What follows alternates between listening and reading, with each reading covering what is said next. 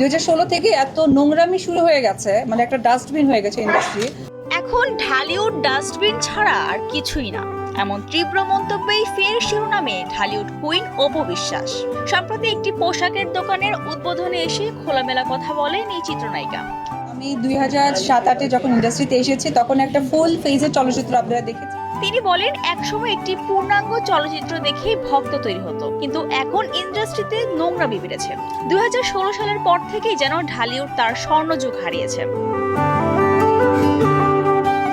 পদ্মা সেতু, metro rail এবং elevated expressway নির্মাণের গর্বিত অংশীদার বসুন্ধরা সিমেন্ট। এই এক কথায় এখন যেন ঝড় উঠেছে সামাজিক মাধ্যমে। কেউ বলছেন সত্য কথা বলেছেন অপু, আবার কেউ বলছেন এতটা কঠোর হওয়া ঠিক নয়। এদিন অনুষ্ঠানে হালকা গোলাপি লেহেঙ্গা হাজির হয়ে নজর কাড়েন অপু বিশ্বাস। তবে শেষ পর্যন্ত আলোচনার কেন্দ্রবিন্দু ঢালিউড নিয়ে অপুর সেই তীব্র মন্তব্য, যা আবারও নাড়িয়ে দিয়েছে পুরো চলচ্চিত্র অঙ্গনকে। Desk report, Kaler Kantho.